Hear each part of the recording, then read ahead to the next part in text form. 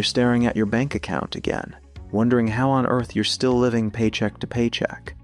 You make decent money. You're not blowing it on ridiculous luxuries every single day, yet somehow, the balance never seems to grow.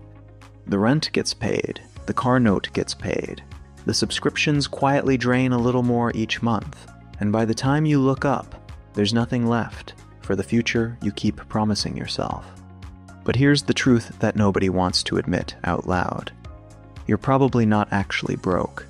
You're being tricked. And once you see how the game really works, the way your own mind and the world around you have been working together to keep you spinning in place, everything starts to change. Let me take you back a few years to my own wake-up call. I had a friend, let's call him Alex, pulling in 6 figures as a software engineer in a major city. Nice apartment, new car every couple of years, vacations that looked perfect on Instagram. On paper, he was killing it. But every conversation with him ended the same way. Man, I'm just broke. He wasn't lying about how it felt. His money disappeared faster than he could earn it, and the stress never went away. What Alex didn't realize at the time was that he wasn't failing at math. He was failing at psychology. The entire modern economy is built on exploiting the way our brains are wired, and until you understand those invisible forces, you'll stay stuck no matter how much your income rises. Think about it. From the moment you wake up, you're swimming in messages designed to trigger your deepest instincts. That ad on your phone isn't just showing you a new gadget. It's promising status, belonging, and relief from the quiet anxiety that comes with comparing yourself to everyone else's highlight reel. Behavioral economists have a name for this: social comparison bias. Your brain doesn't measure success based on your actual needs or even your net worth. It measures it against the people you see every day, and in the age of social media, those people always seem to be doing better, so you spend to close the gap, even when the gap is imaginary. Marketers know this better than you know yourself. They've studied exactly which colors, which words, which timing triggers that little hit of dopamine that makes you click buy now before your rational mind can catch up. Then there's the hedonic treadmill, one of the sneakiest psychological traps of all. You finally get the raise you've been waiting for, you upgrade your lifestyle just a little bit, and for a few weeks it feels amazing. The new watch, the better apartment, the fancier dinners out.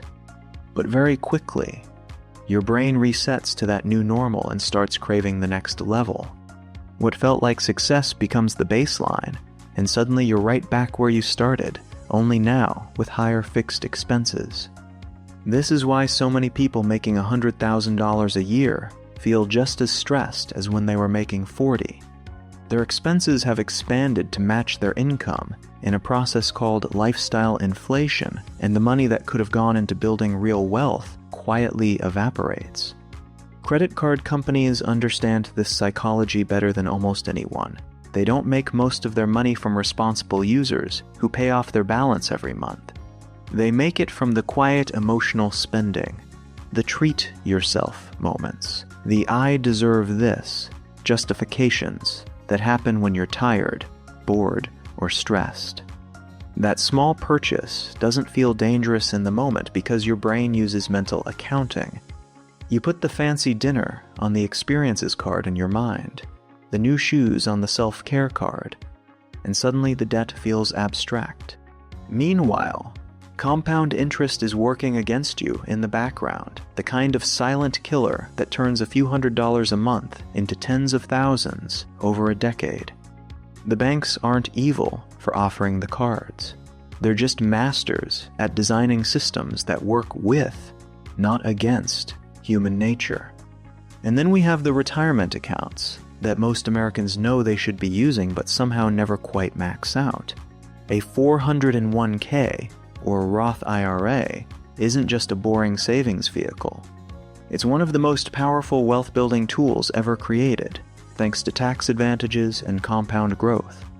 But contributing to one requires delaying gratification, and our brains are wired to prefer immediate rewards over future ones. That's called hyperbolic discounting.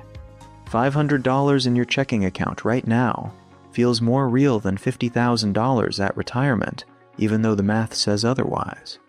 The financial industry knows this too, which is why they spend billions on advertising that makes investing feel complicated or scary instead of showing you the simple truth. Consistent investing over time beats trying to time the market or chasing hot tips almost every single time. Even the language around money is designed to keep you off balance. Terms like retail therapy make emotional spending sound healthy. Keeping up with the Joneses turned a warning into a casual joke. And the constant drumbeat that you need more, newer, better stuff to be happy keeps you chasing a finish line that keeps moving. The truth is that money psychology explains why lottery winners often end up broke again within years, and why people who grew up in real scarcity sometimes stay in a scarcity mindset even after they've built wealth. Your early experiences with money create deep mental models that run on autopilot unless you deliberately examine them. So, how do you break out of the cycle? It starts with awareness, but awareness alone isn't enough. You have to create systems that work with your psychology instead of fighting against it. Automate your savings and investments so the money disappears before you can spend it on autopilot. Set clear rules around discretionary spending that give your future self a vote. Track your spending not to feel guilty, but to see the invisible patterns that your brain tries to hide from you. Pay attention to the emotional triggers that lead to unnecessary purchases and find healthier ways to meet those needs. Most importantly, redefine what success actually means to you. Separate from what social media or advertising tells you it should look like. Imagine waking up one day and realizing your bank account is growing instead of shrinking. Not because you suddenly started earning dramatically more, but because you stopped letting your mind and the marketplace run the show. That's when real financial confidence kicks in. Not the fake kind that comes from a new car smell, but the deep kind that comes from knowing you're in control. You stop fearing the future because you've already started building it. You make decisions based on your actual values instead of borrowed ones, and slowly but surely, the gap between what you earn and what you keep starts to widen in your favor. The beautiful part is that none of this requires you to become a financial genius or live like a monk. It simply requires you to stop being the perfect consumer the system was designed for and start becoming the deliberate architect of your own financial life. The tricks only work when you don't see them. Once you do, they lose their power. You're not broke. You never were. You were just playing a game whose rules you didn't fully understand. Now you do. And the next chapter of your money story is entirely up to you. Start today, not with some massive overhaul, but with one small decision that puts your future self first. The compound effect of those decisions will change everything. Your future bank account, and more importantly, your peace of mind, are waiting on the other side of this realization.